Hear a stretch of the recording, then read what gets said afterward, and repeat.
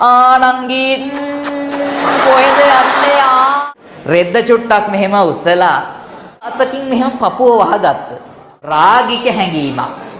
අලුද යටට ඇඳලාද අහපන්. එහෙම අයියලානේ ඉන්නේ. අවුරුදු 25ක විතර කොල්ල ඉස්සර ගමන් යන්නේ පයින් 25ක විතර කොල්ලෙක් ගමන් බීමන් යනකොට දැන් ඉතින් හවස් වෙච්ච හින්දා ගමනක් ගිහින් යනකොට හවස් වුණා. මෙයා ඉතින් මග තිබුණු හන්දියක තිබුණු අම්බලමක නැවතුණා. අම්බලංග තමයි නවතින්නේ. අම්බලමක මේ මෙහෙම නැවතුණා. මේ අම්බලමේ නැවතිලා ඉන්නකොට පුතේ දැන් ෂර්ට් එකක් ගලවලා පැත්තක තියලා මේ අම්බලෙන් වාඩි වෙන්න තියෙන මේ වගේ කෑල්ලේ වාඩි වෙලා හොල්ල මගේ කකුල් දෙක හොල්ල දැන් ඉතින් කොල්ලා ඉන්නේ. මේ ඉන්නකොට මූ දකින්නවා ඈතින් මේ හවස් වෙලාව එනවා සුදු සාරියක් ඇඳගත්තා. මොහිනී නෙවෙයි. රෙද්ද චුට්ටක් මෙහෙම උස්සලා අල්ලගත්ත. එක අතකින් මෙහෙම පපුව වහගත්ත. ගෑනු ළමේ ලැසි ගමනින් කැට්වෝක් එකෙන් ඉන කඩ එනවා. මට මේ කැට්වෝක් එක යන්න තේරෙන්නේ නැහැ. හරිද? ඔහම යනවා. දැන් ඉතින් එනවා. අහපන්කෝ. දැන් මේ කොල්ලට මේ කෙල්ල ගැන දැක්ක ගමන්ම මොකක් ඇති වුණාද? ආදරයක් නෙවෙයි මිත්‍රවරුනි, රාගික හැඟීමක්. ඔව් ඔයාලා හිතුවේ ඒක නිවැරදි. මේ අහන්නකෝ. කොල්ලට හිතුණා නංගිට පොඩි දැන් නම් කොල්ලෙක් කනේ පාරේ කෙල්ලෙක් යනකොට මොකද? ඔය හන්දියේ ත්‍රිවිල් පාක් වල ඉන්නේ උනේ.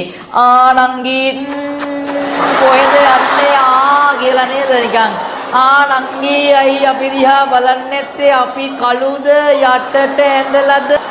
නංගි අයි අපි දිහා බලන්නේ නැත්තේ අපි කළුද යටට ඇඳලාද? කියලා අහපන්. එහෙම අයියලානේ ඉන්නේ. දැන් අරගොල්ලෝ එහෙම නෑ. මං කියවනේ මොකක්ද ඒගොල්ලෝගේ තිබුණේ සංයමයක් තිබුණා. ගෑනු ළමයට උනත් කරන යෝජනාව මෙහෙමයි කරන්නේ. අයියා කියනවා නංගිට කවියකින් මෙහෙම. නංගිට ඇහෙන්න කියනවා. අල්ලාගෙන නෙරිය අතකින් කිමද නගෝ. රෙදල්ල යන්නේ ඇයි නංගි? වසාගෙන දෙතන අතකින් කිමද නගෝ. ඔය පපුව වහගෙන යන්නේ ඇයි නංගි? හිමියෙක් නැති ගමන් තනි මග කිමද නගෝ. ස්වාමි පුරුෂයෙක්වත් නැතුව පිරිමියෙක් නැතුව තනි පංගලමේ කොහෙද යන්නේ නංගි? අම්බලමේ නැවති අපි යමුද නගෝ. මේ නංගිට අම්බලමට කතා කරන්නේ මේ ප්ලේන්ටි බොණ්ඩද? නෑ වෙන මොකක් හරි වැඩේකට. නංගිට වැඩේ තේරුණා.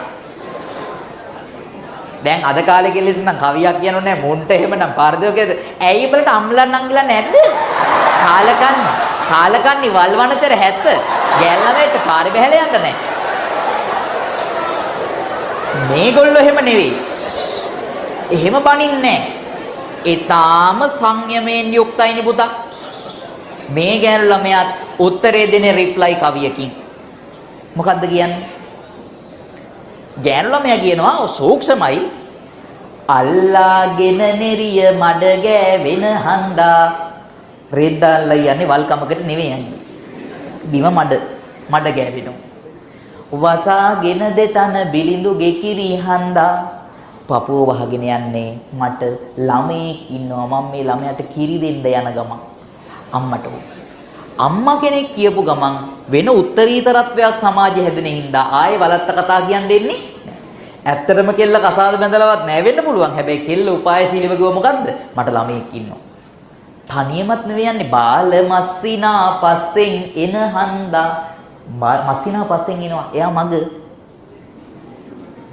යන්නම් අයියන් දිගම රට දුර හින්දා. අයියේ එහෙනම් අයියන් ටිකක් දුර යන්න තියෙන හින්දා එහෙනම් යන්නම් අයියේ කියලා කෝකටත් කෙල්ල පොඩ්ඩක් අම්බලෙන් ඈතට ගිහින් තමයි ඔය කවිය කිව්වේ. කියන්න බෑනේ මෝ කොල්ලෙක් නේ ඇඳලා ගත දමල ගහමලා අපි උනමල වල ඒ හින්දා පොඩ්ඩක් ඈතට ගිහින් කියලා බලන්න මාර ෂෝක් නේ පුතා මේක.